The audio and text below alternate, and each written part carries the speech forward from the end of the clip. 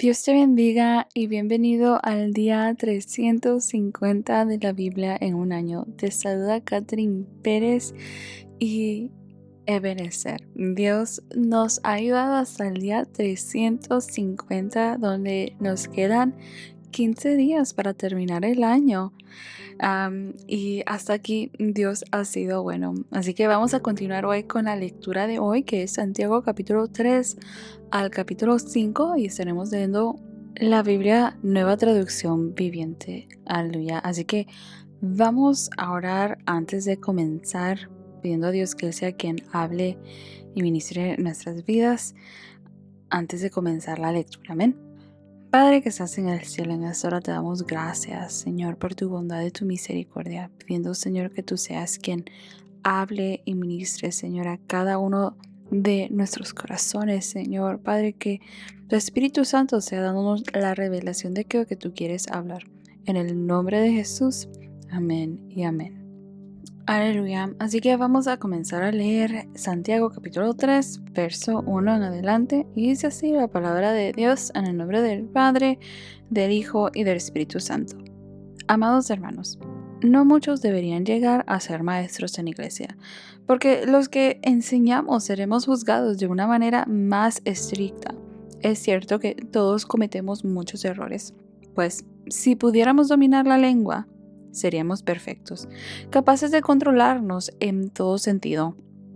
Podemos hacer que un caballo vaya donde queramos si le ponemos un pequeño freno en la boca. También un pequeño timón hace que un enorme barco gire a donde desee el capitán, por fuertes que sean los vientos. De la misma manera, la lengua es algo pequeño que pronuncia grandes discursos. Así también una sola chispa puede incendiar todo un bosque, de todas las partes del cuerpo. La lengua es una llama de fuego. Es un mundo entero de maldad que corrompe todo el cuerpo. Puede incendiar toda la vida porque el infierno mismo la enciende. El ser humano puede domar toda clase de animales, aves, reptiles y peces, pero nadie puede domar la lengua. Es maligna e incansable, llena de veneno mortal. A veces alaba a nuestro Señor y Padre y otras veces maldice a quienes Dios creó a su propia imagen. Y así, la bendición y la maldición salen de la misma boca. Sin duda, hermanos míos, eso no está bien. ¿Acaso puede brotar de un mismo manantial agua dulce y agua amarga? ¿Acaso una higuera puede dar aceitunas o una vid higos?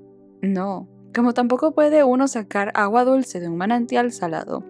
Si ustedes son sabios y entienden los caminos de Dios, demuéstrenlo viviendo una vida honesta y haciendo buenas acciones con la humildad que proviene de la sabiduría. Pero si tienen envidias amargas y ambiciones egoístas en el corazón, no encubran la verdad con jactancias y mentiras, pues la envidia y el egoísmo no forman parte de la sabiduría que proviene de Dios. Dichas cosas son terrenales, puramente humanas y demoníacas, pues donde hay envidias y ambiciones egoístas, también habrá desorden y toda clase de maldad. Sin embargo, la sabiduría que proviene del cielo es, ante todo, pura y también ama la paz, siempre es amable y dispuesta a ceder ante los demás. Está llena de compasión y del fruto de buenas acciones. No muestra favoritismo y siempre es sincera. Y los que procuran la paz sembrarán semillas de paz y recogerán una cosecha de justicia. Santiago capítulo 4. ¿Qué es lo que causa las disputas y las peleas entre ustedes? ¿Acaso no surgen de los malos deseos que combaten en su interior? Desean lo que no tienen, entonces traman y hasta matan para conseguirlo. Envidian lo que otros tienen, pero no pueden obtenerlo. Por eso luchan y les hacen la guerra para quitárselo. Sin embargo, no tienen lo que desean, porque no se lo piden a Dios. Aun cuando se lo piden, tampoco lo reciben porque lo piden con malas intenciones. Desean solamente lo que les dará placer. Adúlteros. ¿No se dan cuenta de que la amistad con el mundo los convierte en enemigos de Dios? Lo repito, si alguien quiere ser amigo del mundo, se hace enemigo de Dios. ¿Acaso piensan que las escrituras no significan nada? Ellas dicen que Dios desea fervientemente que el Espíritu que puso dentro de nosotros le sea fiel, y Él da gracia con generosidad, como dicen las Escrituras. Dios se opone a los orgullosos, pero da gracia a los humildes. Así que humíllense delante de Dios, resistan al diablo y Él huirá de ustedes. Acérquense a Dios y Dios se acercará a ustedes. Lávense las manos, pecadores, purifiquen su corazón, porque su lealtad está dividida entre Dios y el mundo. Derramen lágrimas por lo que han hecho, que haya lamento y profundo dolor, que haya llanto en lugar de risa y tristeza, en lugar de alegría. Humíllense delante del Señor y Él los levantará con honor. Amados hermanos, no hablen mal los unos de los otros. Si se critican y se juzgan entre ustedes, entonces critican y juzgan la ley de Dios. En cambio, les corresponde obedecer la ley, no hacer la función de jueces. Solo Dios, quien ha dado la ley, es el juez. Solamente Él tiene el poder para salvar o destruir. Entonces, ¿qué derecho tienes tú para juzgar a tu prójimo? Presten atención, ustedes que dicen, hoy o mañana iremos a tal o cual ciudad y nos quedaremos un año, haremos negocios allí y ganaremos dinero. ¿Cómo saben que será de su vida el día de mañana? La vida de ustedes es como la neblina del amanecer. Aparece un rato y luego se esfuma. Lo que deberían decir es, si el Señor quiere, viviremos y haremos esto o aquello. De lo contrario, están haciendo alarde de sus propios planes pretenciosos y semejante jactancia es maligna. Recuerden que es pecado saber lo que se debe hacer y luego no hacerlo. Santiago capítulo 5. Presten atención, ustedes los ricos, lloren y giman con angustia por todas las calamidades que les esperan. Su riqueza se está pudriendo, y su ropa fina son trapos carcomidos por polillas. Su oro y plata se han corroído. Las mismas riquezas con las que contaban les consumirán la carne como lo hace el fuego. El tesoro corroído que han amontonado testificará contra ustedes el día de juicio. Así que escuchen, oigan las protestas de los obreros del campo a quienes estafaron con el salario. Los reclamos de quienes les cosechan sus campos han llegado a los oídos del Señor de los ejércitos celestiales. Sus años sobre la tierra los han pasado con lujos, satisfaciendo todos y cada uno de sus deseos. Se han dejado engordar para el día de la matanza. Han condenado y matado a personas inocentes que no ponían resistencia. Amados hermanos, tengan paciencia mientras esperan el regreso del Señor. Piensen en los agricultores, que con paciencia esperan las lluvias en el otoño y la primavera. Con ansias esperan a que maduren los preciosos cultivos. Ustedes también deben ser pacientes. Anímense, porque la venida del Señor está cerca. Hermanos, no se quejen unos de otros, o serán juzgados. Pues miren, el juez ya está a la puerta. Amados hermanos, tomen como ejemplo de paciencia durante el sufrimiento a los profetas que hablaron en nombre del Señor. Honramos en gran manera a quienes resisten con firmeza en tiempo de dolor. Por ejemplo, han oído hablar de Job, un hombre de gran perseverancia. Pueden ver cómo al final el Señor fue bueno con él, porque el Señor está lleno de ternura y misericordia. Pero sobre todo, hermanos míos, nunca juren por el cielo ni por la tierra, ni por ninguna otra cosa, simplemente digan sí o no, para que no pequen y sean condenados. ¿Alguno de ustedes está pasando por dificultades? Que ore. ¿Alguno está feliz? Que cante alabanzas. ¿Alguno está enfermo? Que llame a los ancianos de la iglesia para que vengan y oren por él, y lo unjan con aceite en el nombre del Señor. Una oración ofrecida con fe sanará al enfermo, y el Señor hará que se recupere, y si ha cometido pecados, será perdonado. Confiénsense los pecados unos a otros y oren los unos por los otros para que sean sanados. La oración ferviente de una persona justa tiene mucho poder y da resultados maravillosos. Elías era tan humano como cualquiera de nosotros. Sin embargo, cuando oró con fervor para que no cayera lluvia, no llovió durante 3 años y medio. Más tarde, cuando volvió a orar, el cielo envió lluvia y la tierra comenzó a dar cosechas. Mis amados hermanos, si alguno de ustedes se aparta de la verdad y otro lo hace volver, pueden estar seguros de que quien haga volver al pecador de su mal camino salvará a esa persona de la muerte y traerá como resultado el perdón de muchos pecados. Aleluya. Así que hemos leído Santiago capítulo 3 al capítulo 5. Aleluya, donde Santiago nos habla de que la fe se evidencia en nuestras palabras, en nuestra humildad, en nuestra paciencia aún y en nuestra vida de oración. En el capítulo 3, Santiago comienza advirtiendo que enseñar la palabra conlleva una gran responsabilidad, porque todos fallamos, especialmente con la lengua. Nos habla Santiago que la lengua, aunque es un miembro muy pequeño del cuerpo y es solamente un miembro, pero tiene un poder enorme, tal como un timón dirige todo un barco, o un freno puede controlar, y vemos cómo el fuego puede destruir. También se compara con estas cosas, la lengua, este ser tan pequeño, este organismo tan pequeño de nuestro cuerpo. Y el problema no es solo lo que decimos, sino podríamos decir, la incoherencia espiritual. Dice el verso 10, de la misma boca salen bendición y maldición. Y esto no debe ser así.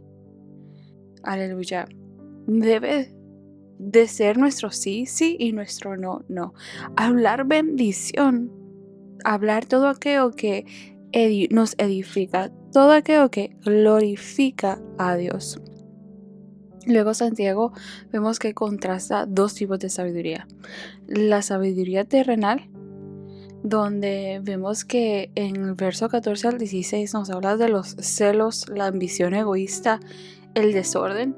Y está la sabiduría de Dios, que es pura, pacífica, amable, misericordiosa y llena de buenos frutos. Aleluya. Así que la sabiduría de Dios se nota en palabras controladas y en una vida que promueve el hacer la voluntad de Dios, en vivir en paz unos con otros. Aleluya, donde nos edificamos y donde glorificamos el nombre de Dios. En el capítulo 4, Santiago explica que muchos conflictos externos nacen de deseos desordenados internos. Incluso nuestras oraciones pueden estar mal motivadas cuando buscan solo satisfacer el ego, nuestros deseos. Así que Santiago nos exhorta y nos dice, la amistad con el mundo es enemistad con Dios. No hay un middle ground. There's not a gray area. No hay una área en medio o una área gris entre el blanco y el negro. No. Blanco es blanco, negro es negro. Y Santiago nos exhorta y nos dice que la amistad con el mundo es enemistad con Dios. Punto final. Pero también Santiago nos dice, sométanse a Dios, acércanse a Dios, y Dios se acercará a ustedes. Aleluya. En otras palabras, Santiago nos está diciendo, mantengan una relación con Dios, donde seamos amigos de Dios, donde honremos a Dios con nuestro diario caminar. Aleluya. Tanto al punto que nosotros reflejemos a Dios en nuestras vidas y no deseemos ser amigos de las cosas de este mundo. Aleluya. Y vemos que en el verso 6, capítulo 4, verso 6, Santiago habla de que Dios se opone al orgulloso, pero en su misericordia, Él da gracia a aquel que es humilde, a aquel que le reconoce, a aquel que entiende que es nada sin Dios. Aleluya. Dios a aquel lo exalta por encima de aquellos que son orgullosos y no quieren reconocer a Dios en su diario caminar. Y nos recuerda Santiago que la vida es frágil. En el verso 14 dice, ¿qué es la vida? Es como la neblina. Por eso debemos vivir dependiendo de la voluntad de Dios y no presumiendo del mañana. La fe madura vive en humildad, en una rendición y total dependencia de Dios, conociendo y entendiendo que el mañana no es nuestro, mucho menos el presente. Si el presente no es de nosotros, mucho menos el mañana. En las manos de Dios está nuestra vida. Si nosotros decidimos hacer su voluntad, entonces no hay nada de qué temer, sino que en todo vamos a exaltar a Dios, porque entendemos que estamos seguros en Dios. Sea que muramos o sea que vivamos, somos de Cristo, como dijo Pablo. Y en el capítulo 5, Santiago comienza con una advertencia severa contra los ricos que oprimen y retienen salarios injustamente. Santiago nos dice que Dios escucha el clamor del oprimido. Dios es justo. Y anima a los creyentes que tengan paciencia, porque el regreso del Señor está cerca. La paciencia del cristiano o para el cristiano lo sostiene en la esperanza de que Cristo viene pronto. Nuestro Redentor está a las puertas, y tendremos nosotros justicia. Y nos exhorta Santiago a que no nos quejemos de unos a otros, sino de que debemos de imitar la perseverancia de los profetas y recordar la paciencia de Job a través de todo, ¿verdad? En otras palabras, que honremos a Dios en nuestro diario caminar. Aleluya, que honremos a Dios en todo, que demos gloria y honra a Dios, gracias a Dios, a pesar de todo. Aleluya. Y Santiago termina con una exhortación pastoral, creo yo, donde nos dice, ¿estás sufriendo? Ora. ¿Estás alegre? Alaba. ¿Estás enfermo? Busca oración. Aleluya. Y nos dice, la oración ferviente de una persona justa tiene mucho poder. Aleluya. Y el ejemplo de Elías muestra que Dios responde la oración de personas comunes que confían en Él. Y nos exhorta a que podamos caminar nuestra vida en el Señor en todo tiempo, orando, alabando y orando. Porque la oración tiene mucho poder. No porque la oración sea un amuleto, sino porque el medio de la oración es la forma en la cual nosotros nos conectamos con Dios. Es como le hablamos a Dios.